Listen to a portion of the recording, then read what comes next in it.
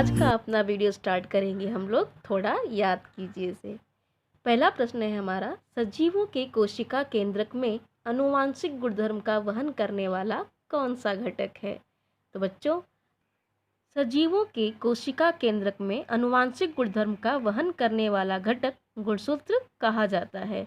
गुणसूत्र जो है वो डीएनए से बने होते हैं।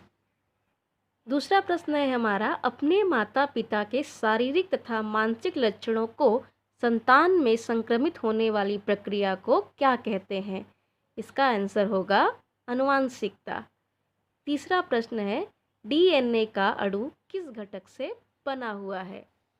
आंसर, डीएनए अणु का प्रत्येक धागा न्यूक्लियोटाइड नामक छोटे अणुओं से बना हुआ होता है। दोस्तों, आधुनिक आनुवंशिकी का प्रारंभ ग्रेगर जोहान्स मेंडल ने किया। 1886 से लंबी अवधि तक आनुवंशिकता पर शोध कार्य वो करते रहे।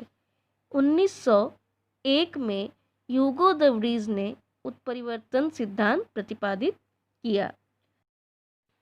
1944 इस वर्ष ओसवाल्ड एवरी, मैकलिन मैककार्थी तथा कॉलिन मैक्लॉयड, इन तीनों ने कुछ विषाणुओं को छोड़कर सभी सजीवों में डीएनए ही आनुवांशिक सामग्री होती है, यह सिद्ध किया। 1961 में फ्रांस के फ्रैंकोइस जैकब तथा जैक मोनोड, इन आनुवांशिकी वैज्ञानिकों ने जीवाणुओं के कोशिका में डीएनए द्वारा होने वाले प्रथिन संश्लेषण प्रक्रिया की प्रतिकृति तैयार की, जिसके कारण डीएनए अणुओं में छुपे जनुकीय संकेतों को समझने में मदद हुई। आगे हमें कुछ क्वेश्चन दिए गए हैं। डीएनए एवं आरएनए के प्रकारों की आकृतियां बनाकर उनकी जानकारी बताइए। दोस्तों, डीएनए अणु का प्रत्येक धागा न्यूक्लियोटाइड नामक छोटे अणुओं का बना होता है। इस प्रतिकृति में न्यूक्लियोटाइड के दो समांतर धागे एक दूसरे के साथ लपेटे हुए होते हैं। इसे द्विसर्पिल रचना कहते हैं। इस रचना की तुलना निचोड़ी हुई लचीली सीढ़ी से की जा सकती है। न्यूक्लियोटाइड की रचना में शर्करा के एक अणु से नाइट्रोजन युक्त पदार्थ का अणु तथा फास्फोरिक अम्ल का एक अणु जुड़ा हुआ होता है। नाइट्रोजन युक्त पदार्थ 4 प्रकार के होने के कारण न्यूक्लियोटाइड भी 4 प्रकार के होते हैं। डीएनए में न्यूक्लियोटाइड की रचना श्रृंखला जैसी होती है। डीएनए के 2 धागे यानी सीढ़ी के नमूने के 2 खंभे, प्रत्येक खंभा बारी बारी से जुड़े हुए शर्करा के अणु और फास्फोरिक अम्ल से बनता है। सीढ़ी का प्रत्येक पायदान हाइड्रोजन बंध से जुड़ी हुई नाइट्रोजन युक्त पदार्थों की जोड़ी होती है। हमेशा एडेनिन की थायमिन से और ग्वानिन की साइटोसिन से जोड़ी बनती है। अब देखते हैं आरएनए की रचना के बारे में। आरएनए कोशिका का दूसरा महत्वपूर्ण न्यूक्लिक अम्ल। यह अम्ल राइबोस शर्करा, फॉस्फेट के अणु तथा नाइट्रोजन युक्त पदार्थ से बना हुआ होता है। कार्य प्रणाली के अनुसार आरएनए के 3 प्रकार होते हैं: राइबोसोमल आरएनए, मैसेंजर आरएनए और ट्रांसफर आरएनए। राइबोसोमल आरएनए प्रथिन संश्लेषण का कार्य करता है। मैसेंजर आरएनए कोशिका केंद्रक में स्थित जनुकों के अर्थात डीएनए पर प्रथिनों की निर्मित संबंधी संदेश प्रथिनों की निर्मित कराने वाले राइबोसोम्स तक लेकर जाने का काम करता है। मैसेंजर आरएनए से मिलने वाले संदेश के अनुसार अमीनो अम्लों के अणुओं को राइबोसोम्स तक लाने वाला आरएनए ट्रांसफर आरएनए होता है। हमारा अगला सवाल था आनुवांशिक विकृति के बारे में। वो इस प्रकार है, गुणसूत्रों की असमानता के कारण या जनुकों के उत्परिवर्तन के कारण होने वाले रोगों को आनुवांशिक विकृति कहते हैं। इस विकृति में गुणसूत्रों का अधिक संख्या में होना या कम हो जाना, गुणसूत्रों के किसी भाग का लोप होना अथवा स्थानांतरण होना, इन स्थिति का समावेश होता है, जैसे फाक होंठ, रंजकहीनता, सिकल सेल रक्ताल्पता, हीमोफीलिया। ये कुछ आनुवांशिक विकृति के उदाहरण हैं। दोस्तों, अगला टॉपिक है हमारा प्रथिन संश्लेषण के बारे में। प्रथिन संश्लेषण कुल 3 चरणों में संपन्न होता है।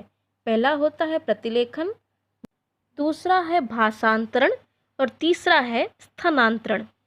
पहले प्रतिलेखन देखते हैं। डीएनए में पाए जाने वाले जनुक आरएनए की मदद से कोशिकाओं के कार्य में भाग लेते हैं।